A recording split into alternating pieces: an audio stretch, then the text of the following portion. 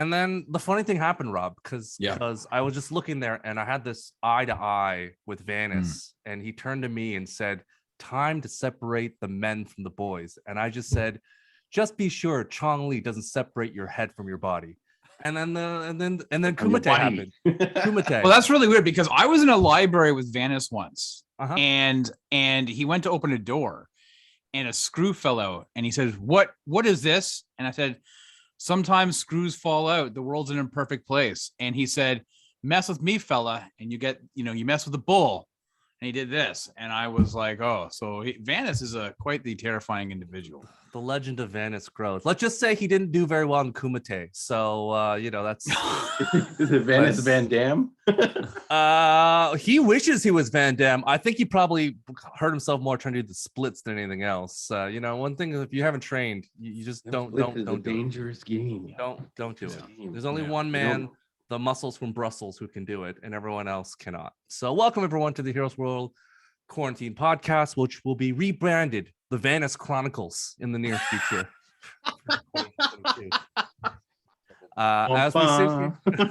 As we sit here and talk about the legends that grow of Vanis.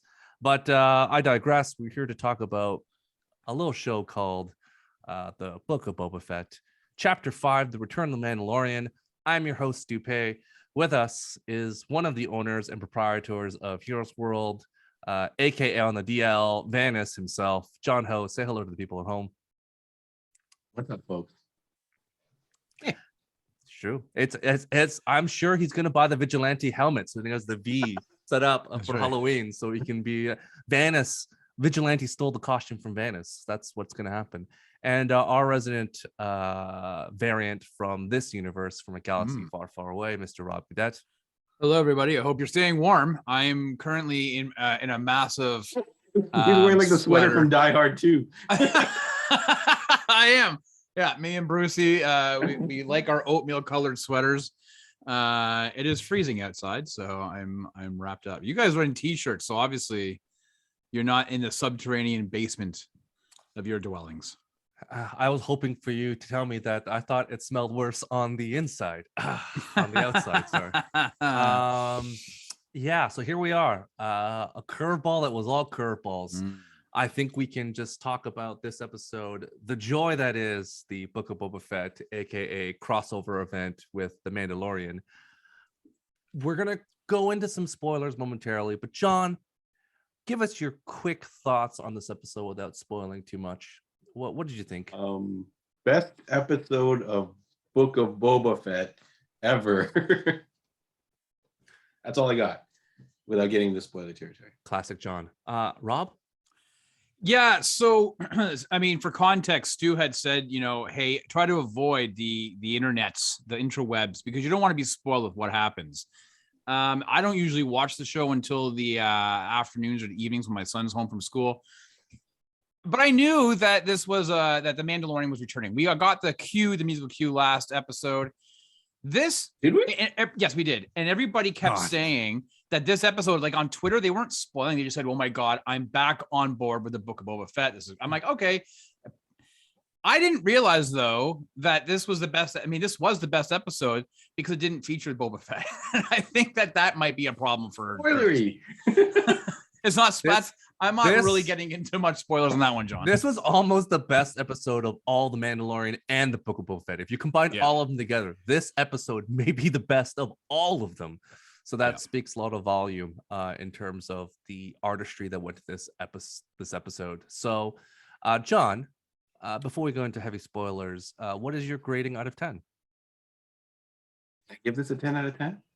Yeah, I think I'm going to give it a 10 out of 10. Yeah, it's been a hot minute.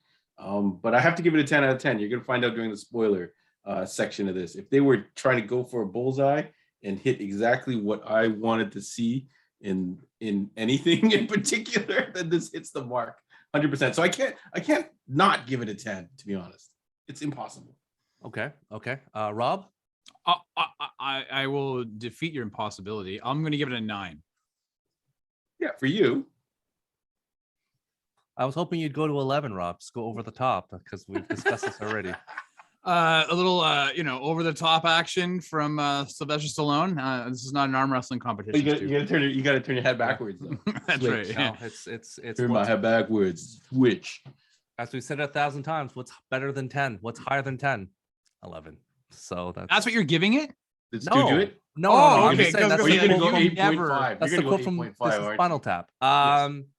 Yeah, I'm a little conflicted with this episode because I think if it was, this is semantics. So if it was called The Mandalorian, I agree with you. I would give it a way higher grade. But because it's called The Book of Boba Fett, I have to dock it marks. Because I'm like, if this was like The Mandalorian title, episode 1 of season 3, I'd be like 10 out of 10. Let's keep on going. But because it was Book of Boba Fett episode 5, I was like, I think I'm missing something. They did title it appropriately. The title of the episode is The Return of the Man. And they did the music cues and everything I wanted. It was a supersized episode. It was everything that we complained. But the thing is, like, you cannot call it The Book of Boba Fett and not have Boba Fett in it. So I'll have to move it down to a 9. They show up. He does not show up in any form. He isn't mentioned by name though. He's not even. No, he is. He is. He's mentioned by name only. Yeah. For sure. Name only. Yeah. But well, name only. Oh yes, yeah. Okay. Yeah. Okay. So so we're gonna go into full spoilers. So please know right now we're going to spoilers. John, it's gonna be hard because they changed the teaser for the episode and it's already kind of like spoiled what's happening. So if you're anywhere on social media watching anything, you're gonna get spoiled. So yeah, if we're going full spoilers, Stu, general thoughts on the episode. Yeah, like I said, if you're gonna take and pinpoint exactly if they took a survey of what I like to see, it's all gonna get checked off in here. So shout outs to Fennec Shan, who has now appeared in every single episode of Boba Fett. And Boba Fett hasn't done that. So I feel like they should retitle the show and she should get top building. Aside from that, yeah, you get, how cool is The Mandalorian?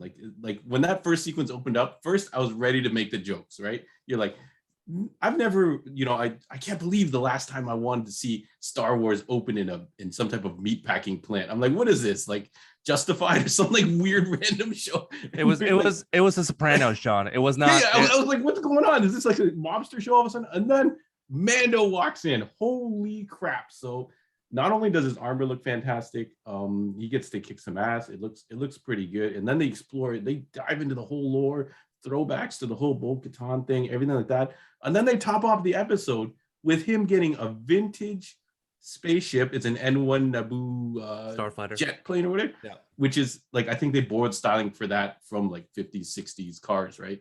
If you go back to episode borrowed 1. From the original designs were from like Flash Gordon. That's what George Lucas wanted. And then when they put that spoiler, which the moment I saw this, I'm like, John is going to lose his damn mind. He's going to order 10 of these. So basically, Mandalorian gets a souped up vintage car, does an engine swap, and proceeds to take it on a friggin' fast. Like I wish someone pulled up next to him, and then he was like, "What's the retail on one of those things?" And then he's like, "More than you can afford," and then he just tears up. So I'm so biased on this episode. There's nothing they can do wrong for it. And I really appreciate Mandalorian, and I think he is now cemented as one of my favorite Star Wars characters. Before, I used to kind of keep him aside and be like, "Oh, he's this new Star Wars thing. He's not in Star Wars." But now I feel like he's in Star Wars. So I guess respect to Book of Boba Fett for doing that for me. And I understand maybe this Boba Fett character is going a different direction because Mando is doing what he should be doing. He was like the bounty hunter. So Boba Fett has moved on. He is a bit of a boob. You're right. Yeah, he's kind of a boob, taking everything over, not knowing what the hell to do. So which is fine. Like he's moved to this different type of character, which I think is probably fine. So actually, I kind of more appreciate what has happened before now that I kind of see these two characters, not even side to side. I guess they're leaving that for next episode, or I don't know if he's going to dip out next episode and show up towards the end.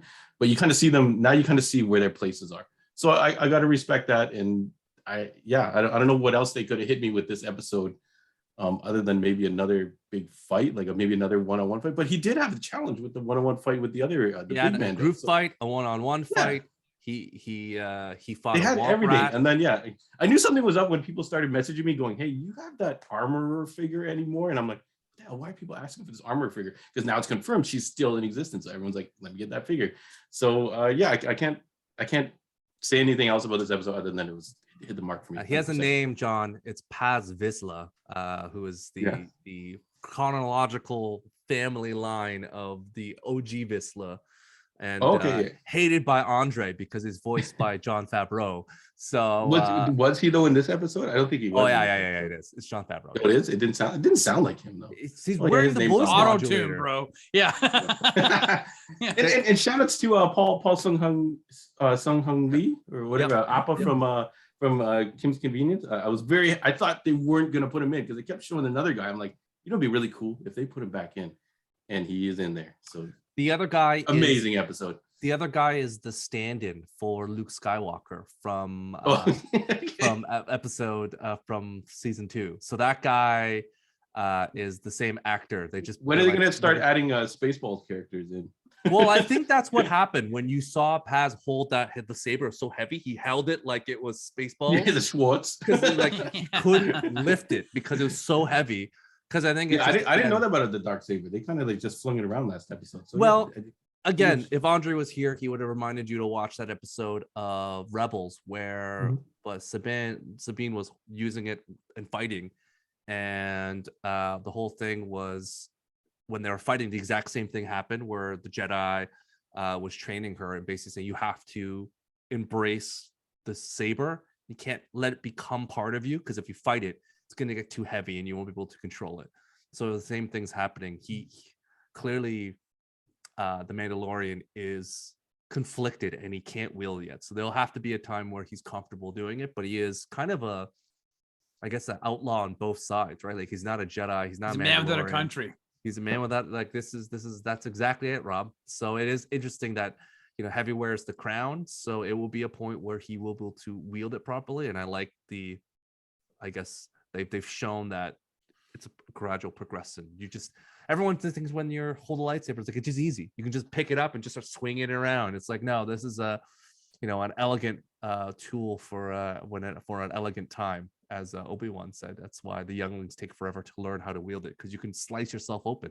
So, Rob, he cut his own leg. So yeah, he did. I have lots of things, but what are your thoughts on this? Oh, I've got like a million things. So I'm going to try to be concise. So listen, as I said at the beginning on my preamble, is that this is the best episode. It didn't involve Boba Fett at all.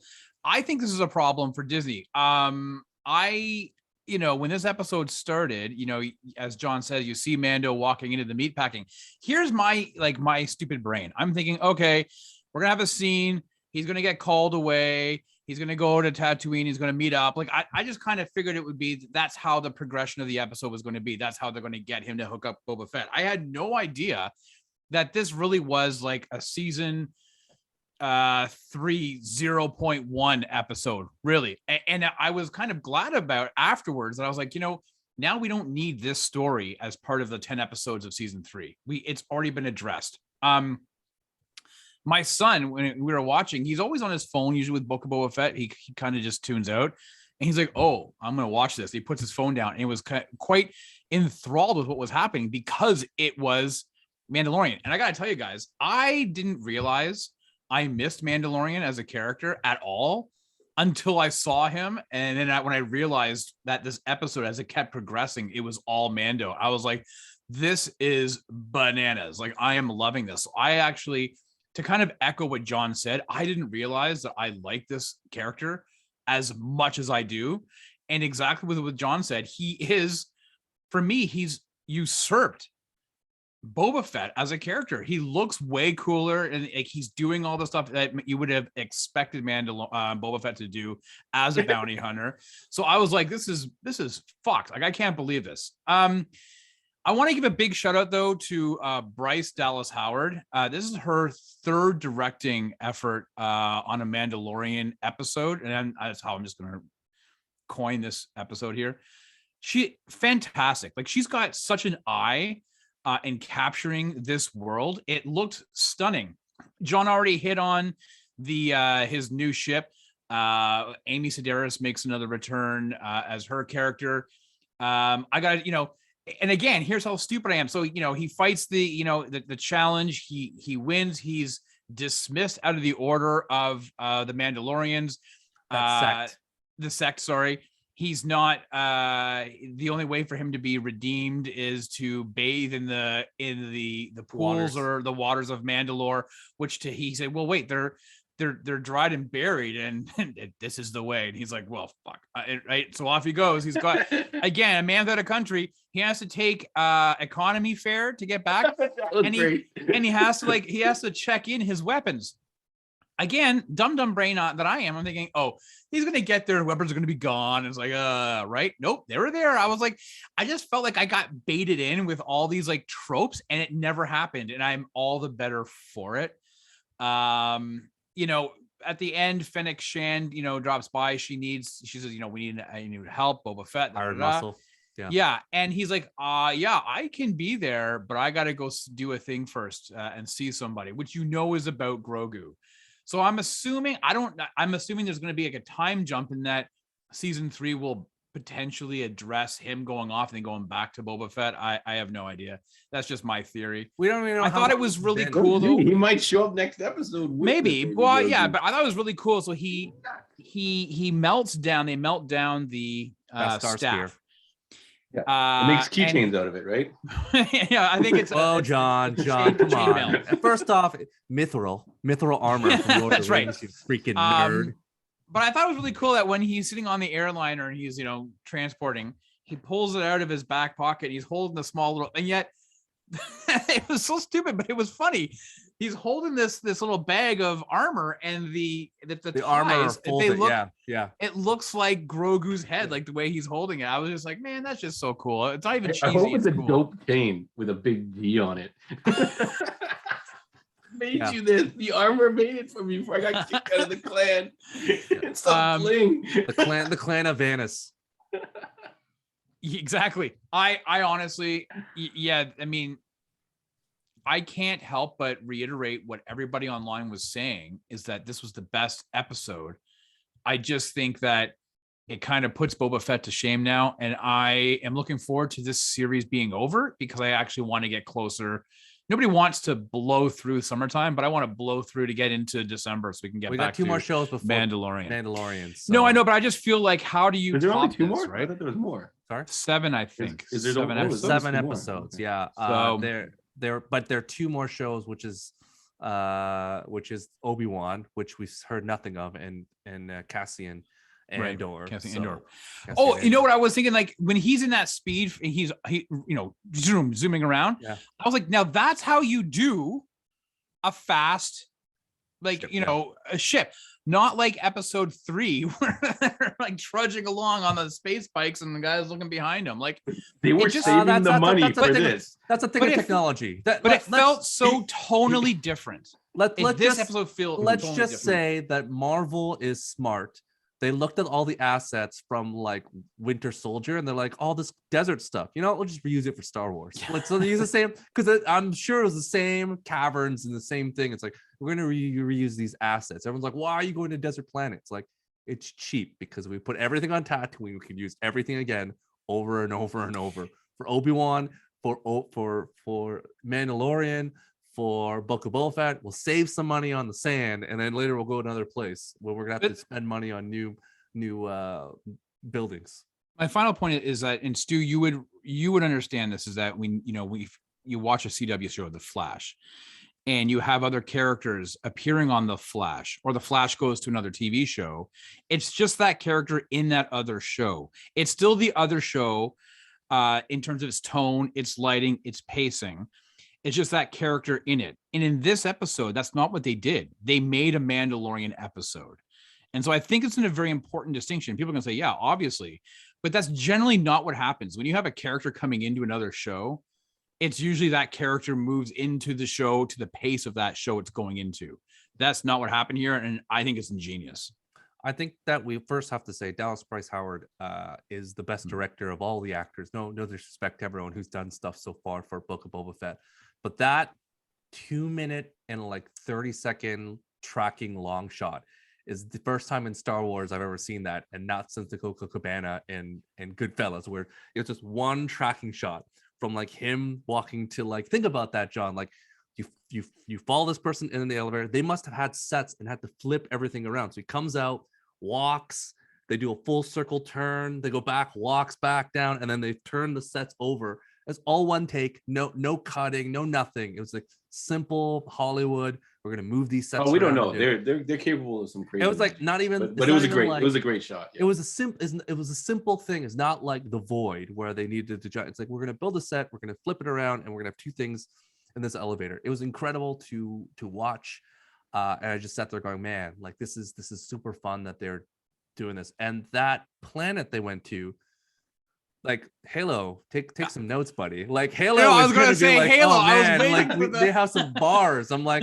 we get this Halo trailer, and like there was Halo stuff, and then there was. Did you notice like the Terminator looking thing where it shows like the K2 K2 SOs walking around in the droid, the big bubble droid thing, and I'm like, yo, that's Terminator. They should have added the T2 music. Like honestly, like I just sat there going, Paramount, you better spend some money, because if Halo doesn't look as good as that shot, like you guys are all screwed. Halo's already in the can though. It's done, isn't it? Sorry? Yeah, we're actually I mean, when we're recording this, it's just after Book of Boba Fett has dropped. However, the trailer for Halo, the proper one, is actually dropping on Sunday or Monday. So I'm sure we'll have a review of that. But yes, we'll see how it is. But yes, to Stu's point, I was expecting to hear the operatic music, the chanting from the monks when you saw the Halo ring. I was like, oh my god, yeah. I think Halo's supposed to drop on Saturday, so we're recording this sometime. But anyways, it'll happen. So we're gonna see this, and we're gonna look back and be like, man, is this even? Yeah, Paramount. It really just to the point where we talk about these properties. If you don't spend the money and do it right, like just it's a write-off. Yeah, like a Wheel of Time, like the Amazon is like, we're gonna do the show, and when you don't spend Game of Thrones or Star Wars money, you just look cheap. So I was a big fan of the. There's things they can do to kind of mitigate it, like the director and all that kind of stuff. But like you can play with what fantasy you got, turns right? From Lord of the Rings to Young Hercules really quickly. Like it's like a real like slope where like, oh, that's really good in New Zealand, and you're like, ooh, this is Ryan Gosling playing Hercules, and all of a sudden, no disrespect to Ryan Gosling, you were great in that show, but man, oh man, it did not look very good. It looked pretty cheap. So Young Hercules, but I look at DB, the DB droid from Andre's beloved Jedi Fallen Order. So now there's a connection with that. So in terms of it, this Favreau and regardless of what people feel about what Dave Filoni and Favreau are doing, they are integrating the past, because even the Forge was like, oh, in the Legacy's past, like she's kind of talking about it, and they're slowly bringing in some of the Star Wars lore, and this was definitely brought in this attention this episode. Even she talks about Bo-Katan, and it's like, yeah, she's not really the real leader, and she goes into full details. I'm like, oh man, that was a funny slight. That was a funny slight to that character. All the Mandalorians know it's like she wasn't the real leader. I was like, ooh, yeah, that's a problem. Do you think there's a Hollywood checklist on whenever you're forging something? It's like, okay, you got to show it getting heated up, you got to show it getting hit by the hammer, and you got to show it going. You got to show it going in the water. Everything else, just make it up on your own. But those are like the three things you have to do. I know it's kind of the thing that ties this world and that world together. It's a galaxy far, far away, but it's also but we're still gonna hit this shit with a hammer. It's still a long time ago, right? I assume they throw it all in there, just melt the damn spear down. Yeah, because Star Wars does this thing where like the cantina feels homey, feels like something we know, but it's so different. But when you watch like the other prequels and you see them in a diner, you're like, oh, too far, too close. And even for the Mandalorian, as much as I love that beginning where it showed up in that meat plant, I'm like, ooh, this seems too close to us, too close. Like I need more space things involved. Like it seems even the plastic the same covers. curtains. I'm like, yeah, these guys have the technology to make auto opening, auto closing doors. Yet they still have the plastic car wash. Yeah, exactly. There. Yeah, like, but you know what though? I think that the forging of these weapons, it's done out of that's how it was done. Yes, listen, we still have blacksmiths. Yes, machines can build shit, but we still have blacksmiths because there is an art and a tie to the days of old of forging material. So that's kind of what I've always chalked it up to. Yeah, and to your point, Rob, there are master katana makers in Japan still that's still forging and bending metal one by one, and those things, believe me, are not cheap. You could buy 1 million ones made. by robots, and they can be bought at the Comic-Cons, those crappy katana swords. Right. I can tell you right now, one real katana sword would cut those things in half just by you trying to attack it. So it's not even a close thing. I loved the little stupid stuff that happened when he was in that, when he jumped in the Naboo fighter and they put in the spoilers and everything else. I just said John is going to lose his mind. And at the end, when he comes out and he was like, how is this? Like, he says wizard. I started cackling because in Star Wars, apparently that means awesome. So I was just laughing because in the Phantom Menace, Anakin's friend, I think it's like Kit Stir, was like wizard Annie, and I just sat there going, "Oh my god, they brought it back." So they dropped it, and then they dropped it completely, and now the show is like bringing it back. That's bringing back wizard. I was laughing. I'm like, I guess like because Dank Ferret and all the words from Star Wars and they're just slowly integrating back. And Andre would probably say it's fan service and you're liking the dumb things, Stu. And I'm like, so be it. Give me I'm fine with that. I'm fine. Give me the all little things, because it just knows, like, they're just taking the time to do it, right? It's care and artistry to a property that I think that has been kind of mishandled in terms of the last couple movies. So we'll see what happens.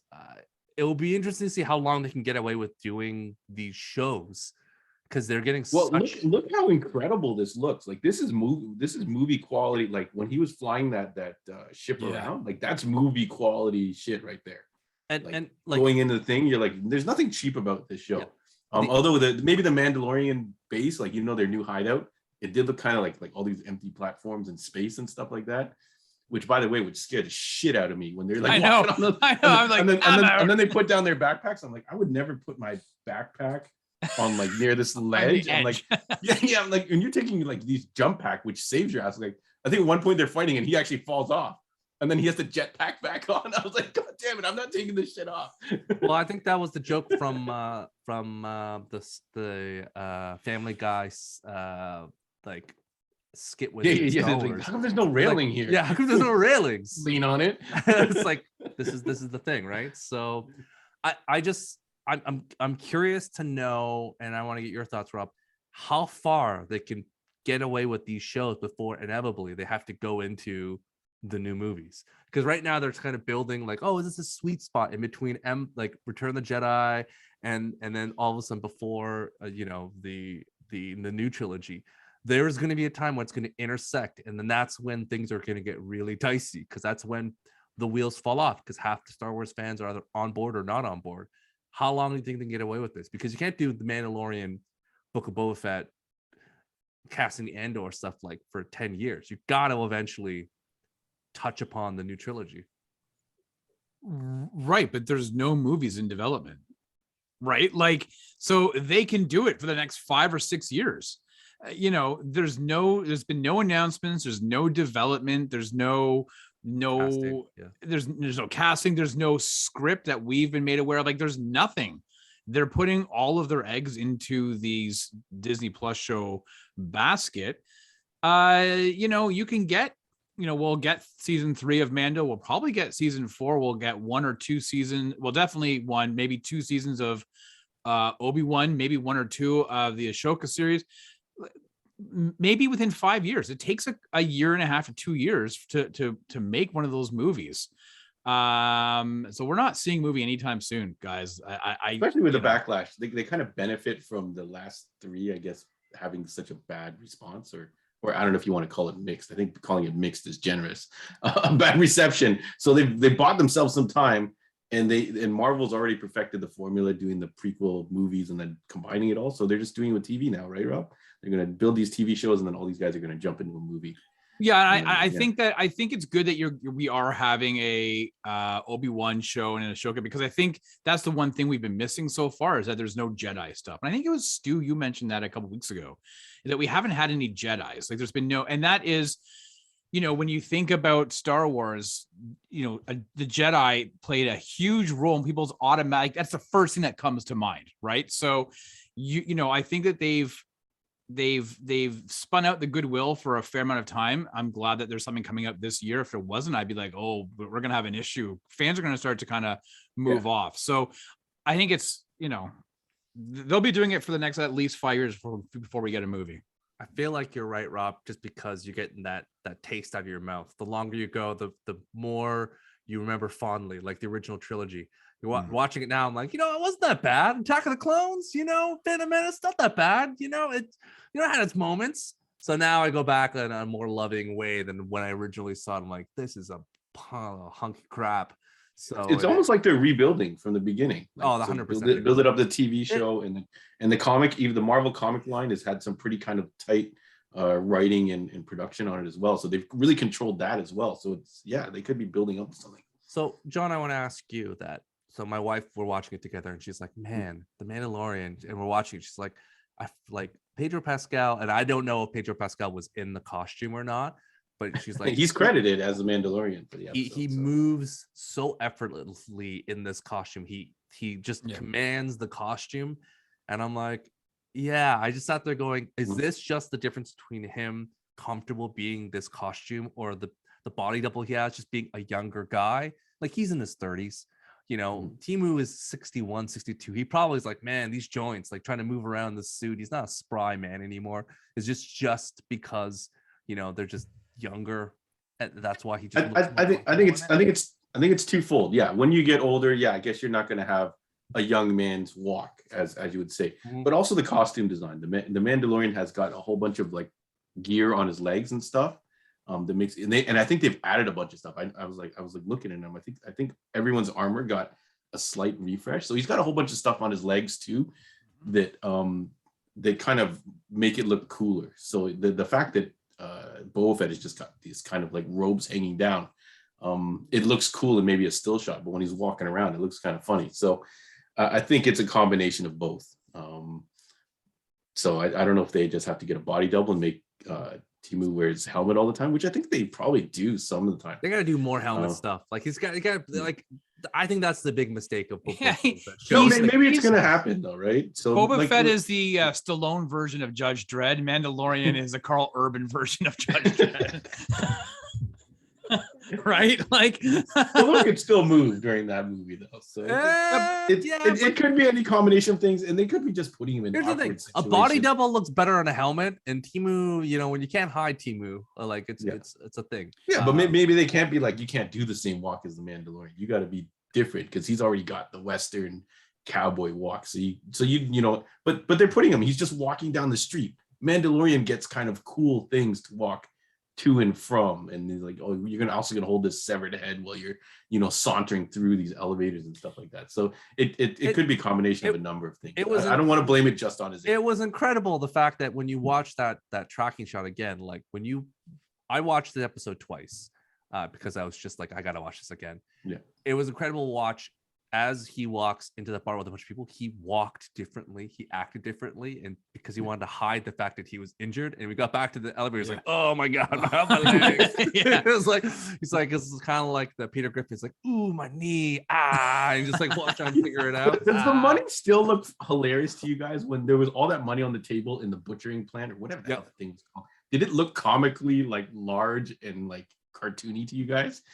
I was like, who's dressing the money here? What's going on? This is New Republic. It's like a whole bunch of little coins and stuff like New that. Republic dollars. They're not coins onto the table for these guys. They don't have NFTs yet, John. They don't have Bitcoins. You gotta be careful. All right, I'm waiting for the droid that counts the money. You know how the drug sequence is panning across and putting the money in the money counters? There's gonna be a droid now. Yeah, there's gonna be a droid with a visor counting these little coins going.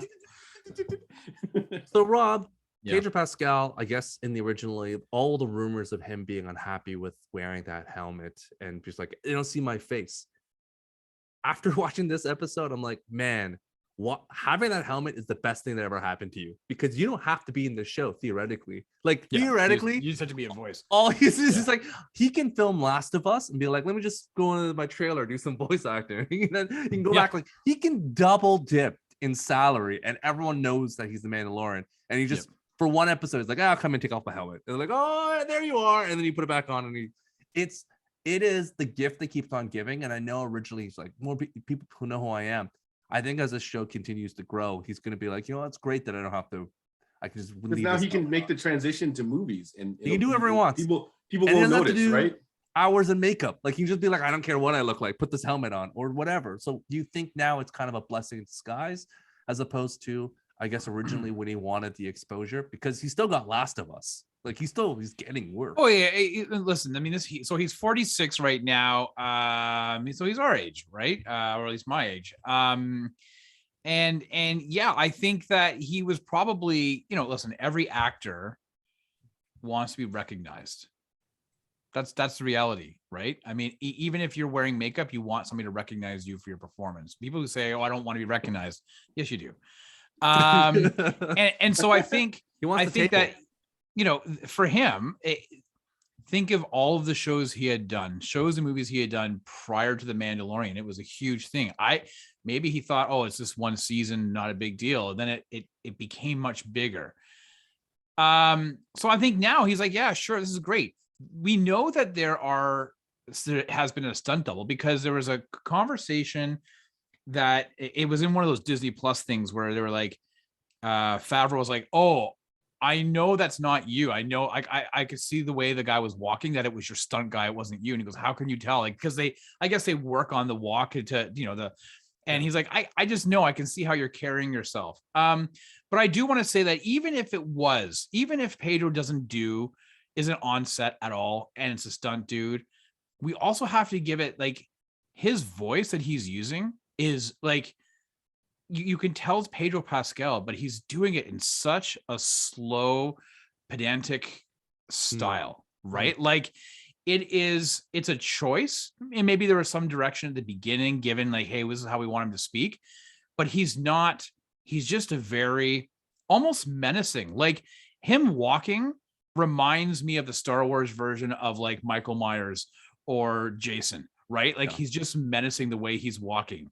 That is off-putting to people. If you're not running after somebody and you're just simply walking, that throws people off. And so combine that with his choice on line delivery. Yeah, man.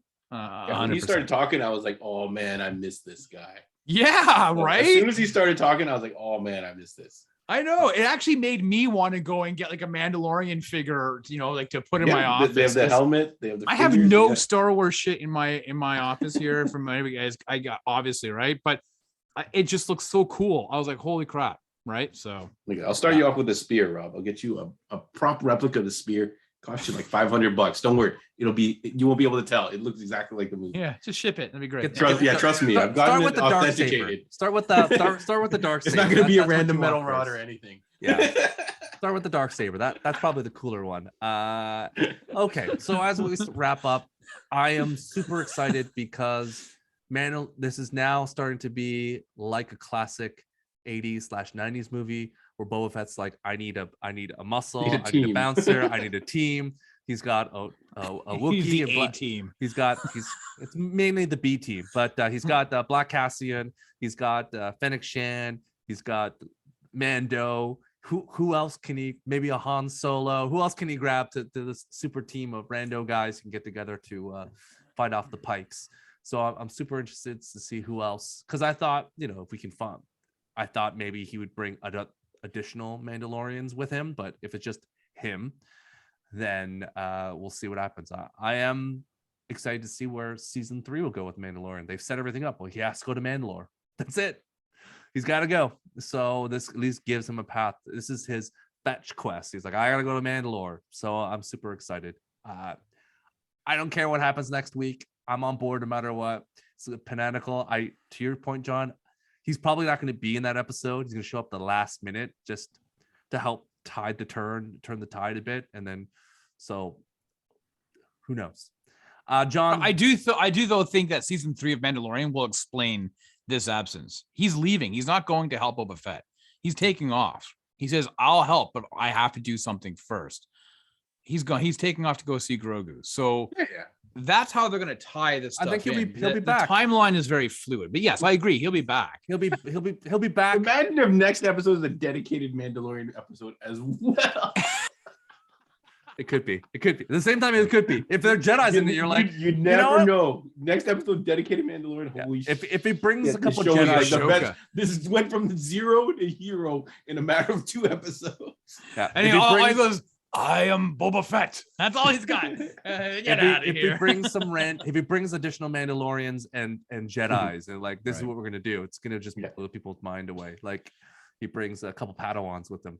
We'll know. Like who knows? Maybe he shows up this episode. To your point, John. Maybe he shows up in the 7th episode as like turning the tide, like Gandalf the White. Yeah, I feel like he's gonna skip 1 episode and then be back in the finale. Yep, that's right. If you guys say it's 7 episodes, I think or we can hope that it's the finale. Another bonus episode of The Mandalorian that's shoved in there. It's like we're gonna just follow him and Grogu to the Jedi. Like Academy. Literally, it would be amazing. But maybe now Boba Fett is gonna like I said, I kind of appreciate more what they're doing now. It's kind of made me see the light a little bit. I'm like, yeah, you can't just make Boba Fett this character also.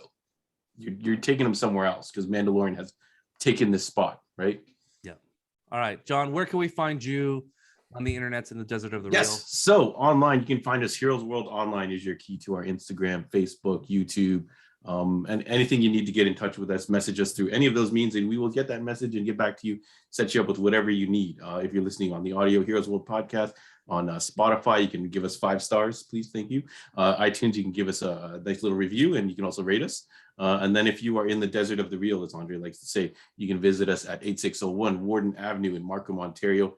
So much cool stuff. I can't even begin to describe all the cool stuff we have, but come check it out, have some fun with us, talk to us in person. A lot of people have been mentioning they do listen to the podcast. Thank you so much. That's amazing. I love that you guys are enjoying this. We're trying our best to just have some fun. And that's it. Rob, what's coming up on the Sidekicks? Oh boy, on Monday. So we are still going through our 90s best of 90s action movie bracket. Right now we're doing 1990 to 1994. And on Monday's episode that you can catch 8:15 live on YouTube, Twitter, and on Twitch, you can check us out. We are reviewing Toy Soldiers. Speaking of Lord of the Rings, Samwise Gamgee, who is a big fan of potatoes, makes an appearance as does Wesley Crusher in Toy Soldiers, up against the beast of the week, Steven Seagal. Under Siege. We know which is going to win, but we're going to have a very interesting conversation about it anyway. So definitely want to tune in and discuss, these movies. Under Siege is on Netflix, and the CTV movies. Talking about the Superior free. Under Siege 2 or Under Siege 1? No, Under Siege 1, Die Hard on a Boat. And Toy Soldiers on the CTV movies website or app, which is free. So, but just a shit ton of commercials. But you can watch it there and then watch us and join in the conversation on Monday, 8:15 on YouTube. Well, thank you for joining us. Be safe. Comment. Let us know if you like what you're watching. Click like, subscribe, bells, and comment below. Let us know what your thoughts on the Mandalorian. AKA I'm still kind of upset there's no Razor Crest return, but I think they're saving it. I haven't had my Razor Crest shipped yet. I haven't got my HasLab Razor Crest yet. I think at the end of the day, John, the Naboo fighter is what your heart desires. It's like, would you want a muscle car? He polished it up and everything. I'm pretty sure the eBay searches went John's up. Heart says, I want the Razor Crest, which is essentially an SUV, but really he wants a muscle car. So whatever he says is a lie. He wants a muscle car. It's pretty dope. I'm gonna go look at these episode 1, 2, 3 ships now. They do look pretty good. I remember them. Well, you need the Queen Amidala one, which was silver as well. That's the one that makes sense. Not this one. So, anyways, thank you all for watching. We'll see you next week. See you. Bye. Cheers. Peace.